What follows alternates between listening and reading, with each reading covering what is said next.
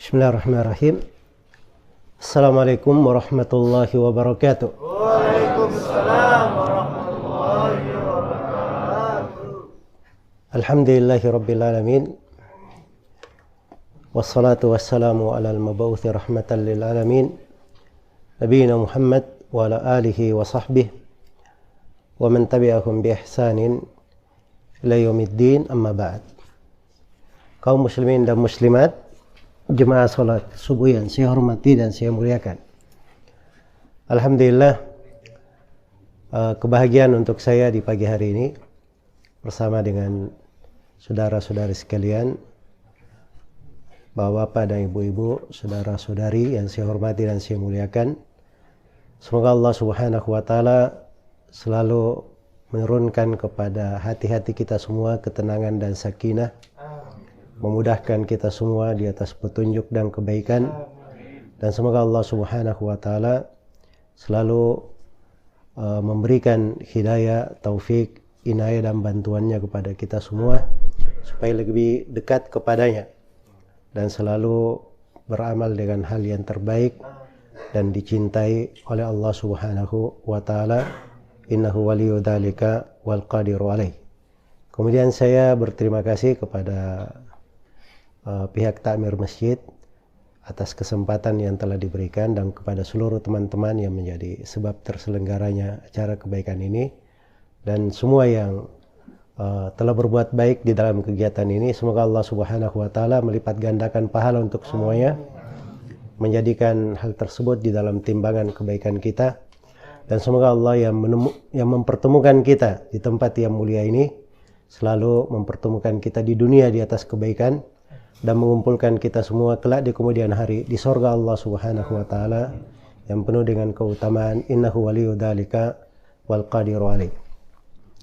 Pada pagi hari ini tema pembahasan yang diminta adalah terkait dengan harapan bagi siapapun dari namanya manusia. Sepanjang dia disebut manusia, manusia itu tempat terjadinya kesalahan, kehilafan. Dan itu adalah ketentuan Allah Subhanahu wa taala di tengah hamba-hambanya. Wa khuliqal insanu dha'ifa. Manusia itu diciptakan dalam keadaan lemah.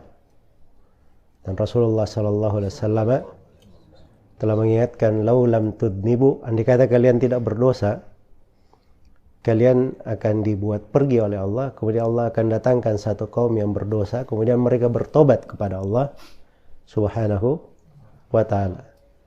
Dan Rasulullah sallallahu alaihi wasallam bersabda, kullu bani Adam khata' wa khairul khata'in at-tawwabin. Setiap anak Adam itu berbuat kesalahan, dan sebaik-baik orang yang berbuat kesalahan adalah siapa yang selalu bertobat kepada Allah Subhanahu wa taala. Dan diriwayatkan oleh Imam Muslim dari Abu Dzar Al-Ghifari radhiyallahu taala anhu, beliau menerima dari Rasulullah sallallahu alaihi wasallam bahwa Rasulullah bersabda, Allah berfirman di dalam hadits qudsi, dalam hadits ilahi, Allah berfirman, ya ibadi innakum tukhti'una bil-laili wan-nahar wa ana aghfirud dzunuba jami'an fastaghfiruni aghfir lakum.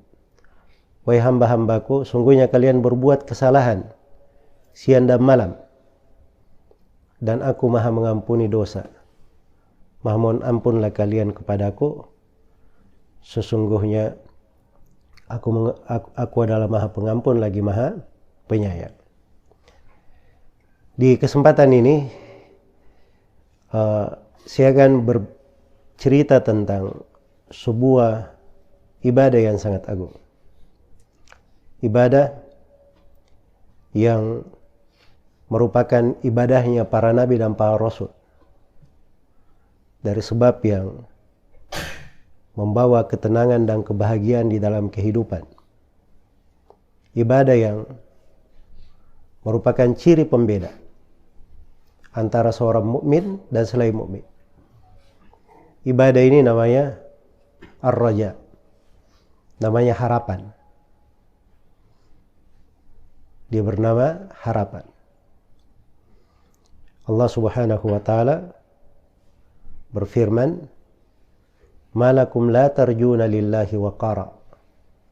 Ada apa kalian tidak berharap kepada Allah dengan selalu merendahkan diri kepadanya? Jadi ingatkan untuk selalu berharap kepada Allah Subhanahu wa taala.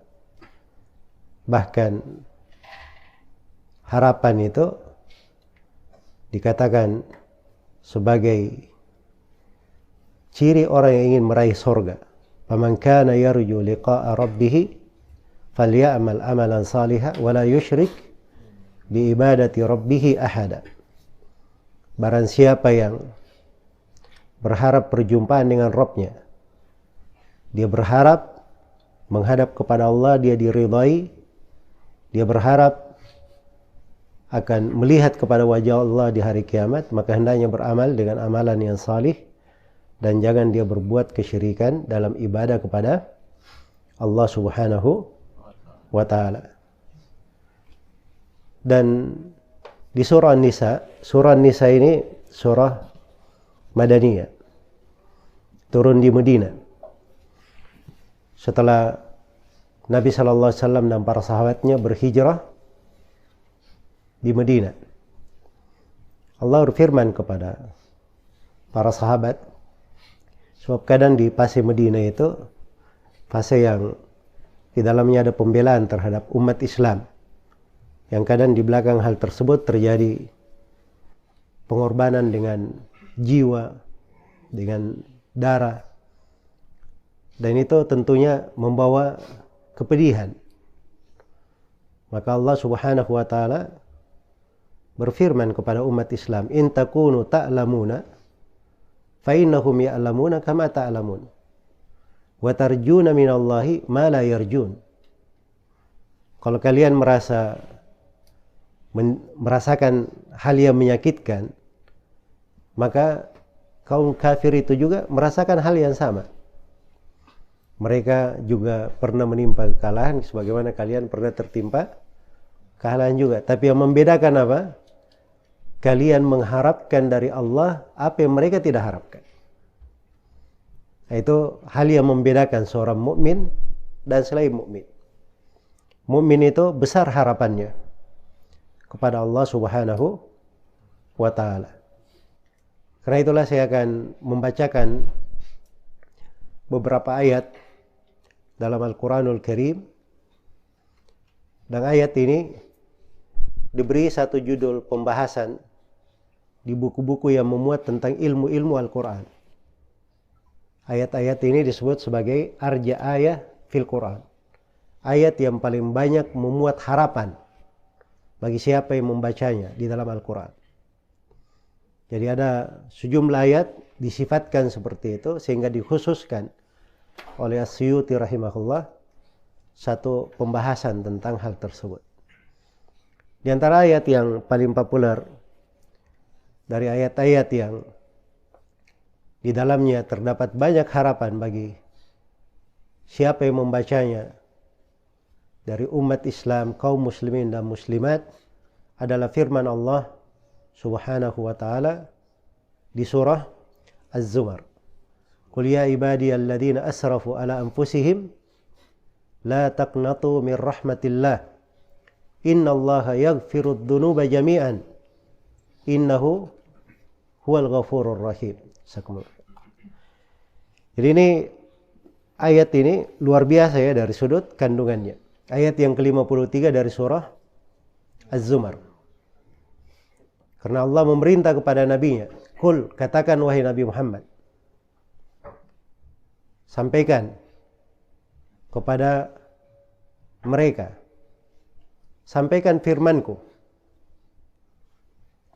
"Qul ya ibadiyalladzina asrafu ala anfusihim." Ya ibadi, wahai hamba-hambaku, alladzina asrafu ala anfusihim, yang melampaui batas terhadap diri-diri mereka. La taqnatu min rahmatillah. Jangan kalian berputus asa dari rahmat Allah. La taqnatu min rahmatillah. Innallaha yaghfirud dzunuba jami'an. Sungguhnya Allah mengampuni segala dosa.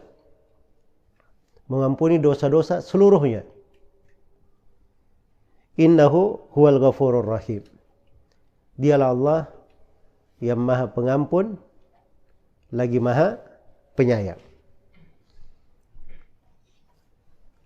Jadi ayat ini luar biasa ya kalau dicermati di dalamnya makna-makna rahmat Allah dan luasnya rahmat, luasnya harapan yang terkandung di dalam ayat ini. Sebab dari awal ayat sudah dipanggil, ya ibadi, wahai hamba-hambaku. Jadi hamba itu disandarkan kepada diri Allah. Ini menunjukkan kelembutan dan betul-betul dipanggil untuk datang kepada taubat kepada Allah Subhanahu wa taala dan memohon ampun. Ya ibadi alladzina asrafu ala anfusihim. Yang dipanggil adalah hamba-hamba yang melampaui batas terhadap diri-diri mereka. Yang melampaui batas terhadap diri-diri mereka. Jadi kata melampaui batas itu menunjukkan bahwa mereka yang dipanggil ini bukan orang-orang yang hanya orang saleh saja, orang-orang yang selalu berbuat kebaikan saja, tapi dipanggil di dalamnya orang-orang yang melampaui batas terhadap diri. Iya. Dan ini luar biasa dari sudut kebaikan dan kelembutan. Diingatkan hamba-hambanya, disebut sifatnya. Orang yang melampaui batas terhadap dirinya. Dimaklumi keadaannya, tetapi tetap dipanggil. Tetap dipanggil oleh Allah Subhanahu wa ta'ala. Kemudian setelah itu dikatakan, la taqnatu, jangan kalian berputus asa, dilarang berputus asa. Karena putus asa itu bukan sifat orang-orang yang beriman. Bukan sifat orang-orang yang beriman. Karena la yaqnatu ar-rahmati rabbih illa dhallun. Tidak ada yang putus asa dari rahmat Rabbnya kecuali orang-orang yang tersesat. Nah, orang-orang yang beriman itu dia tidak kenal putus asa. Nah, itu dikatakan la taqnatu min rahmatillah. Jangan kalian berputus asa dari rahmat Allah. Kemudian diterangkan ilahnya. Innallaha yaghfirud dzunuba jami'an. Kenapa jangan putus asa? Karena Allah itu mengampuni seluruh dosa-dosa. Nah, ini bahasa pengampunan ya kalau kita ambil dari konteks bahasa Arabnya ya. Itu disebutkan ad-dunub pakai alif lam. Itu kalau dalam istilah bahasa Arab mencakup seluruh dosa. Semua dosa Allah ampuni. Dosa apa saja. Ya, tidak cukup dengan alif lamnya, ditambah lagi kata setelahnya yang menunjukkan makna umum, penegasan. Jami'an, seluruhnya. Allah mengampuni seluruh dosa. Karena siapa yang bertobat dari dosanya, maka itu artinya Allah Subhanahu wa ta'ala telah mengampuninya. Seperti tidak ada dosa sebelumnya. Itu pintu harapan yang sangat besar. Kemudian setelah itu Allah Subhanahu wa ta'ala mensifatkan dirinya. Innahu huwal ghafurur rahim. Sungguhnya Allah itu Maha Pengampun lagi Maha Penyayang. Disebut dari Asmaul Husna, dua nama. Al-Ghafur artinya yang Maha mengampuni, dari kata al-Ghufran. Al-Ghufran itu kadang kalau bahasa Arab ya, kadang disebut al-Mighfar. Mighfar itu topi besi yang menutupi kepala, melindungi. Nah, jadi al-Ghufur itu orang berbuat dosa ditutupi oleh Allah. Itu mana al-Ghufran secara bahasa. Kalau disederhanakan dalam bahasa Indonesia artinya diampuni. Al-Ghafur, dia banyak pengampunannya. Banyak mengampuni. Ar-Rahim, dan maha merahmati. Ya, Ar-Rahman artinya juga yang maha merahmati, dari kata rahmat. Ar-Rahim juga dari kata rahmat. Cuman rahmat pada nama Ar-Rahim itu dikhususkan untuk orang-orang yang beriman. Wa kana bil mu'minina rahima. Dan adalah Allah terhadap orang-orang yang beriman maha rahim. Disebut dari nama Ar-Rahim. Maka ini ayat disifatkan oleh sejumlah sahabat bahwa dia adalah ayat yang paling memuat harapan untuk seorang mukmin dan mukminah. Betapa besar karunia dan anugerah Allah Subhanahu wa taala. Karena di dalamnya kita dianjurkan jangan berputus asa dari rahmat Allah, dan ditegaskan bahwa Allah itu mengampuni seluruh dosa. Karena itulah ayat-ayat yang terkait dengan makna ini itu banyak disebut oleh para sahabat sebagai ayat yang memuat harapan. Ada sebuah kisah yang sangat menarik sekali dan saya harapkan kita merenunginya dengan baik. Ini berasal dari Umar ibn Khattab radhiyallahu ta'ala anhu. Terkait dengan firman Allah Subhanahu wa taala, "Ghafirid dzambi wa qabilit taubi syadidil iqabi dit tauli, la ilaha illa huwa ilaihil masir." Itu sebuah surah dalam Al-Quran disebut dengan nama surah apa? Surah Ghafir. Surah pengampunan, Allah yang mengampuni. Karena di awal surah itu setelah disebut Hamim, Tanzilul Kitabi minallahil azizil alim, kemudian disebutkan Ghafirid dzambi, Allah itu maha mengampuni dosa. Wa qabilit taubi, maha menerima taubat. Syadidil iqabi, keras siksaannya. Dit-taul, luas pemberiannya. La ilaha illahu, tidak ada ilah yang berhak diibadahi kecuali dia. Ilaihil masir, kalian semua akan kembali kepadanya. Wah, ini luar biasa, menggugah hati ayat ini. Iya.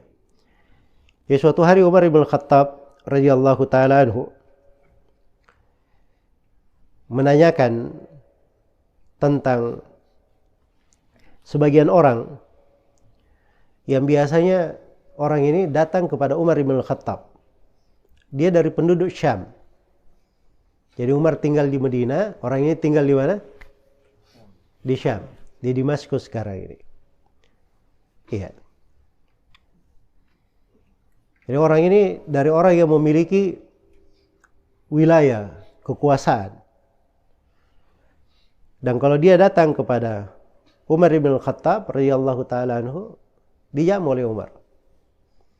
Maka suatu hari Umar bertanya tentang orang itu, mana orang itu yang dari negeri Syam itu? Maka ada orang-orang yang mengabarkan kepadanya bahwa orang ini dia belakangan meminum dari minuman ini. Maksudnya dia jatuh di dalam dosa minum apa? Minuman keras.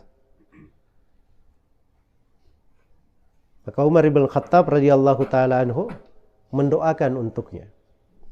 Didoakan supaya apa? Dapat hidayah. Setelah itu Umar ibn Khattab radhiyallahu taala anhu bilang kepada juru tulisnya, tulis kepadanya. Maka Umar pun menulis kepadanya, "Salamun alaik," diberi salam, "Fa inni ahmadu ilaika Allah alladzi la ilaha illahu." Sesungguhnya saya memuji Allah, yang Allah itu tidak ada yang berhak diibadahi kecuali Dia. Ghafirud dzambi, yang maha mengampuni dosa. Wa qabilit taubi, yang menerima taubat. Syadidil iqabi, yang maha keras siksaannya. Dit tauli, yang maha luas pemberiannya. La ilaha illahu, Tidak ada ilah yang berhak diibadahi kecuali Dia. Ilaihil masir. Dan kepadanya lah tempat kembali. Kemudian Umar doakan orang itu. Cuma nulis itu saja. Lalu didoakan oleh Umar dan diaminkan oleh orang-orang yang di sekitar Umar ibn Khattab radhiyallahu ta'ala anhu. Iya. Dan didoakan supaya orang ini kembali hatinya itu kepada Allah. Dan Allah memberi tobat kepadanya. Maka sampailah surat Umar kepada orang ini. Sampai surat Umar kepada orang tersebut. Kemudian dia membaca surat Umar itu. Lalu dia berkata, ini Umar menulis saya bagian dari ayat yang Allah janjikan kepadaku diampuni dosa-dosaku. Tapi saya diingatkan juga akan siksaannya. Maka terus orang ini dia baca ayat itu, dia ulangi pada dirinya sampai dia menangis. Kemudian setelah itu dia melepaskan dirinya dari dosanya. Bertobat dari dosa tersebut. Dan dia memperindah tobatnya. Maka sampailah beritanya kepada Umar ibn Khattab radhiyallahu ta'ala anhu. Kata beliau, begitulah hendaknya kalian lakukan.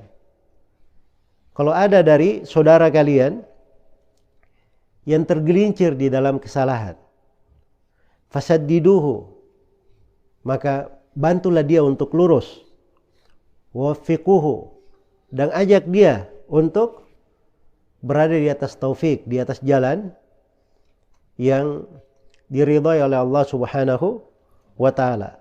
Wada'ullaha ayyatuba alaihi, dan juga doakan untuknya, doa kepada Allah supaya Allah beri tobat kepadanya.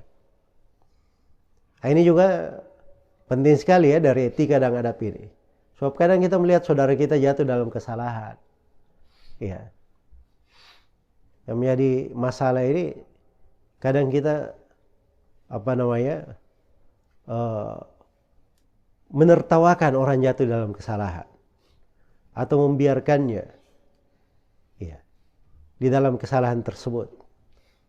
Dan naudzubillah ya, kalau kita senang saudara kita jatuh di dalam apa? Jatuh di dalam kesalahan. Karena saudara kita itu seperti jari dari jari jemari kita. Kalau ada yang di jari itu ditimpa oleh sesuatu yang tidak baik, kita merasakan sesuatu yang tidak baik pula. Nah, demikianlah harusnya terhadap saudara. Karena itu kata Umar, kalau terjadi seperti itu doakan untuk saudara kalian. Wala takunu aunan lisyaitani minhu, dan jangan kamu menjadi pembantu syaitan alaihi, terhadap orang ini. Jadi jangan dibantu syaitan, sudah dijerumuskan oleh syaitan, dia buat lagi, dia semakin terjerumus di dalam dosanya. Itu namanya kita bahu-membahu bersama syaitan di dalam mencelakakan siapa? Dalam mencelakakan saudara kita. Jadi beliau hanya menyebut sebuah ayat. Ayat ini itu sama kandungannya dengan ayat yang saya bacakan tadi. Ghafirid dzambi, Allah Maha mengampuni dosa. Wa qabilit taubi, Maha menerima taubat. Ini harapan semua ini. Kemudian datang peringatan. Syadidil iqabi, keras siksaannya. Terus setelah peringatan diberi harapan lagi. Ditauli, maha luas pemberiannya. Maha luas pemberiannya. Kemudian setelah itu diingatkan dua hakikat penting di dalam kehidupan. La ilaha illahu, tidak ada yang berhak diibadahi kecuali Dia. Sebab itu tujuan kita diciptakan adalah untuk beribadah hanya kepada Allah Subhanahu wa ta'ala. Wa ma khalaqatul jinna wal insa illa liya'budun. Tidaklah aku menciptakan jin dan manusia kecuali untuk beribadah kepada aku. Kemudian diberi hakikat yang kedua, ilaihil masir. Hanya kepada Allah tempat kembali. Karena semua dari kita Tidak ada yang menetap di dunia ini. Dunia ini tempat sementara, tempat berbekal. Sebagaimana Nabi mengingatkan itu kepada para sahabat. Kata beliau kepada anak muda ini anak muda ya, yang diberi wejangan oleh Nabi. Bukan orang tua yang diberi wejangan. Anak muda, namanya Ibnu Umar, Abdullah Ibnu Umar. Ini dari generasi muda para sahabat. Dipegang pundaknya oleh Nabi SAW. Kemudian Nabi berkata, kun fid dunya ka'annaka gharib au abiru sabil. Jadilah kamu di dunia seakan-akan kamu ini orang yang asing atau pengelana yang pengelana yang sekedar berlalu. Jadi di dunia itu seperti orang asing. Ya seperti kita ini ya, di negeri ini. Sebenarnya kita orang asing di sini. Kenapa? Karena ini bukan tempat tinggal kita. Kita hanya berada di sini untuk sebuah keperluan. Dan kita akan kembali kemana? Ke negeri kita, ke keluarga kita, kan begitu. Nah, itu gharib namanya kalau bahasa Arab. Atau abiru sabil. Abiru sabil itu orang yang melakukan perjalanan, dia singgah ke sebuah tempat untuk mengambil perbekalan saja, apa yang diperlukan. Setelah itu jalan lagi. Nah, jadi kata Nabi SAW, jadilah engkau di dunia seperti itu. Nah, itulah peringatan, ilaihil masir. Hanya kepada Allah kalian akan kembali. Semuanya akan kembali kepada Allah Subhanahu wa ta'ala. Ya, maka ini luar biasa dari kandungannya. Dan di dalam ayat-ayat ini juga terdapat fikih yang mendalam. Terdapat fikih yang mendalam tentang harapan. Harapan itu bukan artinya menggampangkan dosa. Harapan itu bukan artinya apa? Menggampangkan dosa. Karena tadi ayatnya kan disebutkan ghafirid dzambi, Allah Maha mengampuni dosa. Wa qabilit taubi, Maha menerima taubat. Ini dua harapan ini. Tapi diingatkan setelahnya, syadidul iqabi, Maha keras siksaannya. Iya. Maha keras siksaannya. Ada ayat yang lain lagi di surah Al-Hijr. Itu disebut oleh Utsman bin Affan. Disebutkan dari Utsman bin Affan bahwa beliau menganggapnya sebagai ayat yang paling besar harapannya. Karena di ayat itu dikatakan, Nabbi ibadi anni anal ghafurur rahim. Wa anna adabi huwal adabul alim. Beri kabar gembira kepada hamba-hambaku. Sesungguhnya aku ini Maha Pengampun lagi Maha Penyayang. Tapi ingatkan juga mereka bahwa siksaanku adalah siksaan yang sangat pedih. Kenapa disebut oleh Utsman ayat yang penuh harapan? Sebab disebut di depannya rahmat dulu, pengampunan dulu. Baru setelah itu disebut apa? Siksaan. Ya. Dan ini keseimbangan. Memberikan kepada kita dua makna asasi di dalam harapan. Hal yang pertama, rahmat Allah itu lebih luas daripada kemurkahannya. Karena itu Rasulullah SAW bersabda, Inna rahmati, beliau menyampaikan dari Allah Subhanahu wa taala bahwa Allah berfirman di hadits qudsi, Inna rahmati sabaqat ghadabi. Sungguhnya rahmatku itu lebih mendahului kemurkahanku. Rahmat Allah lebih luas. Rahmat Allah lebih luas. Karena itu kata sebagian penyair yang maknanya, wahai Rabbku, saya tahu bahwa saya ini penuh dengan dosa. Banyak kesalahan. Tapi saya sangat meyakini bahwa rahmatmu, maafmu lebih luas daripada dosa dan kesalahanku. Karena itu seorang banyak harapan kepada Allah. Tapi ingat, dia ingat juga bahwa Allah itu maha keras siksaannya. Karena itu yang kedua kata para ulama, harapan yang benar itu adalah harapan yang disertai dengan rasa takut. Sebab kalau harapannya tidak ada rasa takutnya, itu namanya seseorang yang semena-mena di dalam apa? Di dalam kehidupan. Sebab dia ingin berbuat apa saja, alasannya dia dirahmati oleh Allah. Tidak ada rasa takutnya. Nah, itu tidak disebut sebagai apa? Tidak disebut sebagai harapan. Sebagaimana orang yang punya rasa takut saja tidak ada harapannya, itu juga dianggap berputus asa dari rahmat Allah. Tapi jalan agama itu seimbang antara rasa takut dan rasa apa? Harapan. Karena itu para nabi dan para rasul disifatkan jalan mereka di dalam Al-Quran. Innahum kanu yusari'una fil khairat wa yad'unana raghaban wa rahaba wa kanu lana khashin. Sesungguhnya para nabi itu mereka adalah orang yang bersegera kepada kebaikan. Para nabi ini hamba-hamba Allah yang paling dicintai oleh Allah.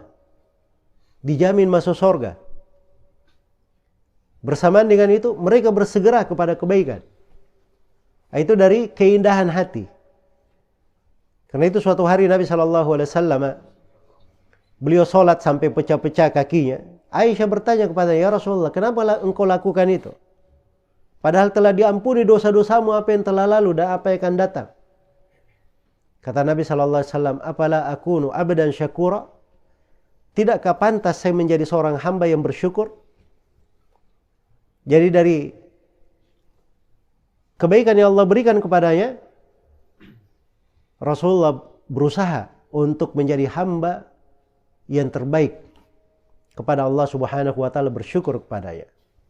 Karena itu setiap kali kita bertambah nikmat, kita juga mengiringinya dengan perbuatan baik kepada Allah Subhanahu wa taala. Iya. Maka ada dua hal. Ada harapan dan ada rasa takut. Para nabi itu bersegera di dalam kebaikan.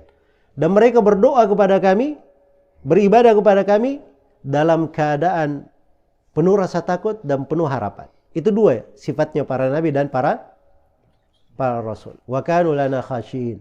Dan mereka adalah orang yang khusyuk dalam ibadah kepada kami. Maka ini dari makna-makna yang menunjukkan indahnya agama ini dan besarnya kebaikan untuk umat Islam. Siapa yang masuk di dalamnya, maka Allah Subhanahu wa taala telah meliputinya dengan berbagai kebaikan. Dia di atas ketaatan, kebaikan. Jatuh di dalam dosa, dia bertobat, kebaikan lagi dia dapatkan. Ketika dia jatuh di dalam dosa, diberi harapan supaya dia kembali. Supaya dia kembali. Dan dosa itu kadang terhadap seorang hamba itu menjadi hikmah sebab dia kembali kepada hal yang lebih baik. Karena dosa itu di belakangnya banyak hal yang pahit. Dosa itu memberikan kekelaman di wajah. Memberikan kegelapan di dalam hati. Mengurangi umur. Menghilangkan keberkahan. Dosa itu dari sebab turunnya musibah dan malapetaka. Itu pengaruh-pengaruh buruk dosa. Nah, dosa ini tidak bisa dibiarkan, harus dipadamkan. Karena itu kadang seorang jatuh di dalam dosa, begitu dia jatuh, dia rasakan ini pahit sekali. Karena hatinya itu ketika merasakan dosa, luar biasa tidak tenangnya.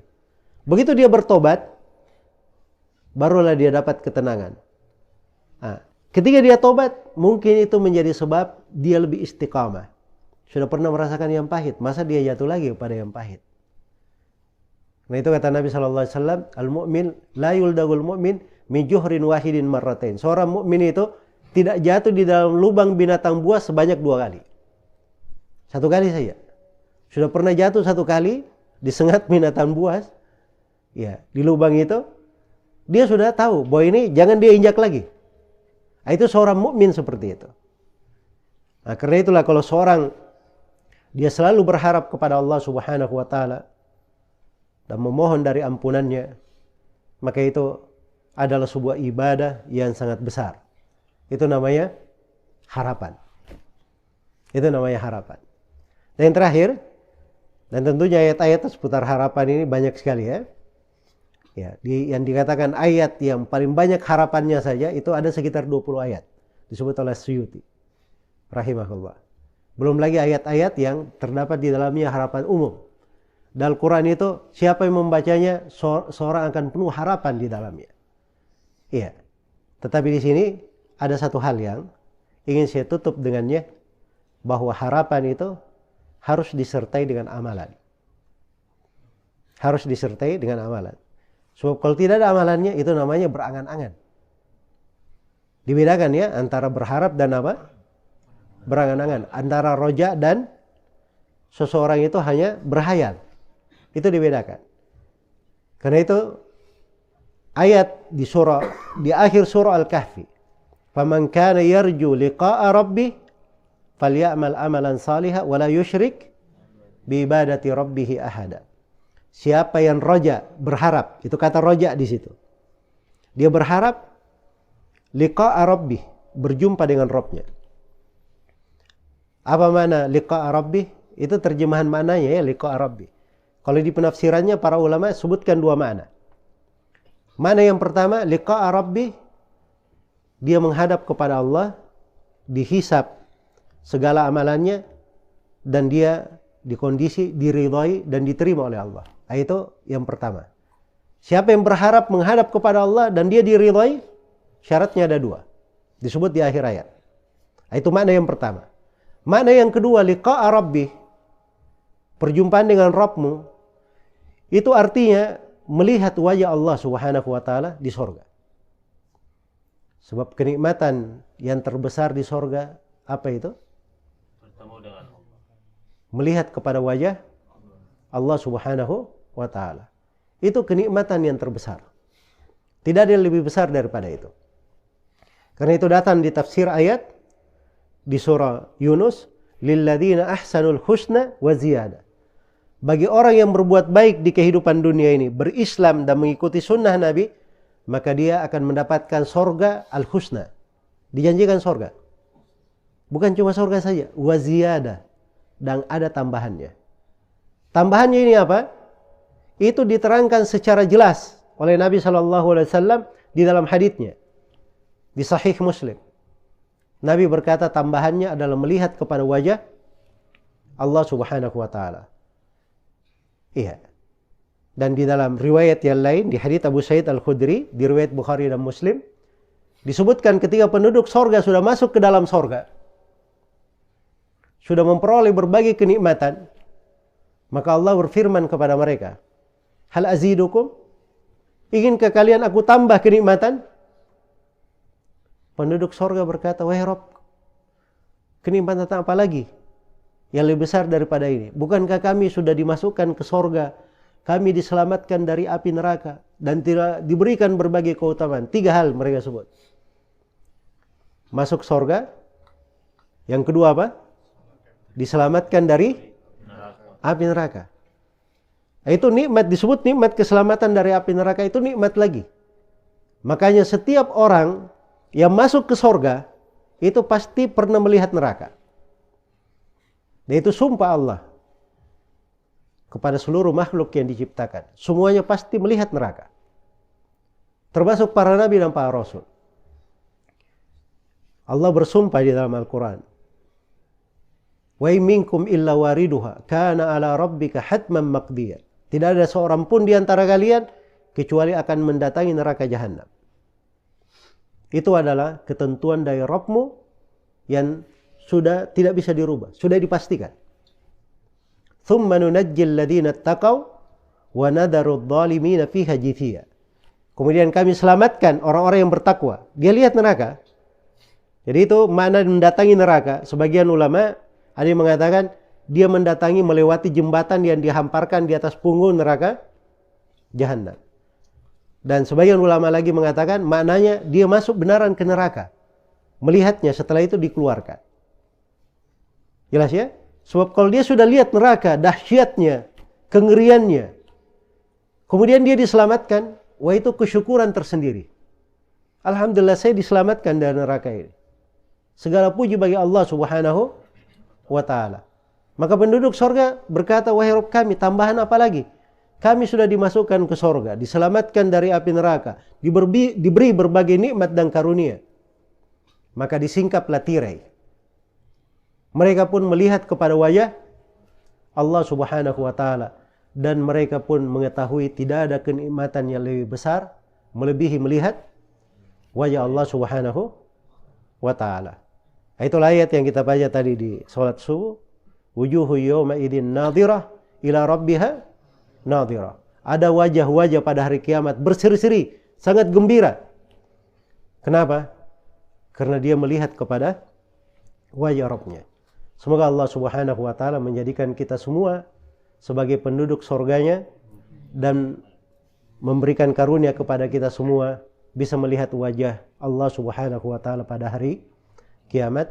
Innahu waliyu dzalika wal qadiru alaih. Baik, tadi di akhir dari ceramah tadi saya lupa ya bahwa saya kan tadi menerangkan posisi harapan itu ada amalan-amalan yang dilakukan. Makanya di ayat itu dikatakan siapa yang mengharap perjumpaan dengan Rabbnya, ada dua apa? Amalannya di situ. Yang pertama, falyamal amalan salihan. Hendaknya dia beramal dengan amalan salih.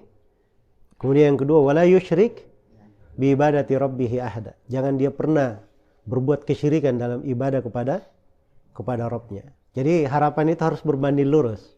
Itu ada jalannya, ada ketentuannya. Itu dua hal pokok. Amalan salih, kapan dikatakan amalan salih? Kalau memenuhi tiga syarat.